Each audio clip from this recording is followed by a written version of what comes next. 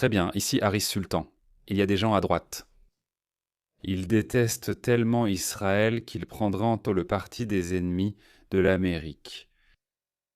Par exemple Candace Owens ou Tucker Carlson. Je viens donc de voir un extrait de Tommy Robinson en train de descendre complètement Tucker Carlson, aussi connu sous le nom de Tucker Carlson. Regardez. Et Tucker Carlson est venu dans mon pays. C'est tellement insultant. J'étais furieux. Il a fait une vidéo. Tous ces crimes sont commis contre notre peuple. Et il vient ici. Eh bien, il n'y a pas de problème à Londres. Il n'y a pas de problème à Londres. Qu'est-ce que le chauffeur de taxi pakistanais disait?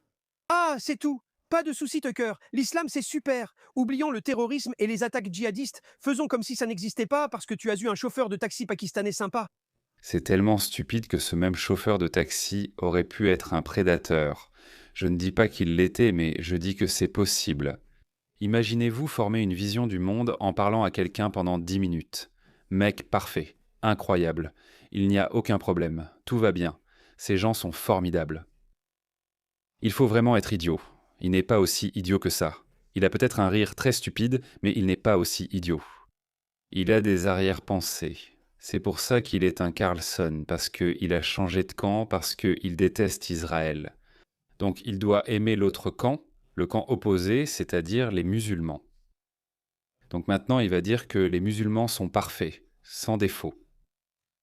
Mais à quel point faut-il être mauvais pour nourrir sa haine, pour chercher à satisfaire ses propres délires? Osez-vous venir dans notre pays? Comment pouvez-vous utiliser votre plateforme pour minimiser le viol de notre pays? Comment osez-vous? Je parcours le pays, rencontre les victimes, les familles, tous. Parce que vous soutenez le Qatar, l'Iran ou d'autres, vous croyez pouvoir minimiser la situation dans notre pays sans vraiment la connaître. Je suis encore furieux à ce sujet, rien qu'en y pensant maintenant. Quand je pense que vous venez dans notre pays, que vous vous asseyez là et que vous utilisez une plateforme chez nous pour diminuer et rabaisser toute une génération de nos filles. Encore une fois, pour que le public américain comprenne l'ampleur du problème, c'est pourquoi je me sens insulté par ce qu'il a fait. À Telford, j'y ai passé 18 mois, j'ai créé une série en 5 parties. Le viol de la Grande-Bretagne, disponible sur trafilm.co UK. J'ai choisi Telford, où la population musulmane est de 1,7%, donc très faible. Donc je suis allé là-bas et l'enquête de la police a identifié 1000 victimes et 200 auteurs. 5 enfants sont morts. Ils ont été brûlés vifs et assassinés rien que dans cette ville. Donc 1000 victimes. Maintenant, quand on prend les chiffres, on enlève les moins de 16 ans et on enlève les femmes. Il y a 1000 hommes musulmans dans cette ville. Voyez ce qu'ils ont fait dans une ville. Maintenant, lorsque vous allez à... C'est 20% les gars. 20%. Maintenant, je veux savoir quelle est la définition d'un bon musulman et d'un mauvais musulman. Les 20% de musulmans dans la petite ville de Telford pensent que c'est acceptable de faire ces choses à des filles et des enfants infidèles. Ils n'ont fait ça à aucune fille musulmane. Ils ne l'ont pas fait. Ils l'ont fait délibérément à des fillettes britanniques blanches et infidèles. 20%, une infime minorité. Ce n'est pas une infime minorité. J'ai identifié 1000 hommes musulmans. Mon enquête a réussi. J'ai interrogé entre 12 et 18 survivants, d'accord? Je les ai interrogés plusieurs fois pendant 3 ou 4 heures, puis constitué une base de données. Quand un homme était nommé par au moins 3 filles ne se connaissant pas, je le poursuivais. Et je vais dans leurs entreprises, et je suis allé dans les entreprises, dont certains ont tué des enfants.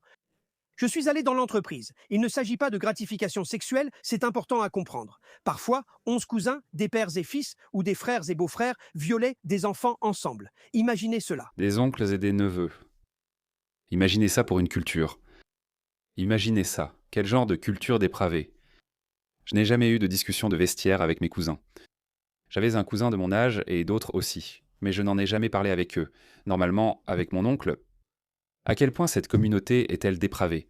Je le dis depuis longtemps, sans chercher d'excuses pour la communauté pakistanaise, bien que je sois pakistanais. Je vous le dis, la communauté britanno-pakistanaise est une sous-culture de la communauté pakistanaise principale. La communauté pakistanaise principale ne se comporte pas comme ça. C'est une culture très basée sur l'honneur. Les pères et les fils, ils ne parlent pas de ces choses-là. Certaines personnes ont dit qu'ils devraient peut-être avoir une petite conversation sur l'éducation sexuelle et tout ça. Mais nous ne le faisons pas. On ne parle pas ainsi, même pas à notre grand frère. Et ce n'est pas arrivé qu'à Telford. Partout dans tout le pays, partout où il y a des cas de réseaux de prédation, cela s'est produit à une échelle industrielle. Et bien souvent, les auteurs étaient des membres de la même famille. Frères, cousins, pères et fils, les gars. Pères et fils. C'est une sous-culture dépravée et malade, représentant le pire des Pakistanais. D'accord. 50% des Pakistanais britanniques sont originaires de Mirpur, qui est une région vraiment arriérée du Pakistan. D'accord, la communauté pakistanaise majoritaire les a toujours méprisés. Mais maintenant, comme le mot pakistanais y est lié, chaque Pakistanais les défend d'une façon ou d'une autre. Ils le voient comme une attaque contre eux, d'où ma distinction. La communauté pakistanaise majoritaire devrait s'exprimer et dire « Eh, vous savez quoi ? C'est atroce, c'est horrible. Nous n'avons rien à voir avec ça. Mais ce que nous voyons, c'est que la communauté pakistanaise plus large leur trouve des excuses. » Ils essaient de minimiser cela. Et en plus de ça, tu as Tucker Carlson qui trouve des excuses à ces gens-là. Absolument pathétique. Tu es avec ta sœur, son mari, et tu entres pour prendre un petit enfant et le violer. Jamais vu ces crimes en Occident, c'est impensable. Pas dans leur communauté. C'est devenu courant, ils acceptent tous. Face à ces problèmes, certaines filles ont eu la langue clouée à une table. L'une d'elles avait 11 ans, elle a eu une tige de fer chauffée, une tige de fer avec la lettre M, et on l'a brûlée sur ses fesses parce qu'elle était la propriété de Mahomet. Mais ne t'inquiète pas, Tucker a eu un gentil chauffeur de taxi pakistanais. Juste pour te donner une petite idée à quel point ces gens sont-ils dépravés. Regarde ça. Le chef du gang de prédation de Rotherham, Banara Hussein, a été libéré. Il a abusé de 15 filles de 11 ans pendant 10 ans. 15 filles, pas seulement une ou deux. C'était un mouvement organisé. Il traquait ses filles blanches. Il les forçait à consommer alcool et drogue avant de les partager. Il arrachait les ongles des filles qui tentaient trop de s'échapper. Le tribunal a relevé un total de 55 crimes. Regardez-le. Pendant que leurs femmes font cela, voici Shukri Youssouf, une migrante de Somalie. Elle a frauduleusement touché 102 000 livres sterling en allocation. Pourquoi leur donnons-nous des allocations ? Pourquoi ? Ils sont ici pour les allocations. Ils détestent tout ce qui est occidental. Ils ne sont loyaux ni envers la Grande-Bretagne ni envers l'Amérique, et ont payé pour le privilège de leur présence ici.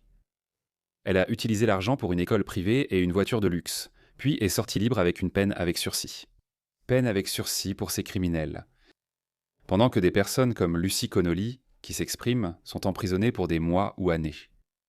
Tu te rends compte de ce qui se passe ? Voilà le genre de personnes qu'on a au Royaume-Uni. Tucker Carlson a rencontré un chauffeur de taxi sympa. Et un petit don sympathique de la part des Qataris. C'est pathétique, les gars. Absolument pathétique. La droite woke souffre du syndrome de l'obsession anti-Israël et la gauche traditionnelle du syndrome de l'obsession anti-Trump. Et ces personnes mentalement dérangées sont en train de détruire notre société. J'espère que vous éviterez le piège.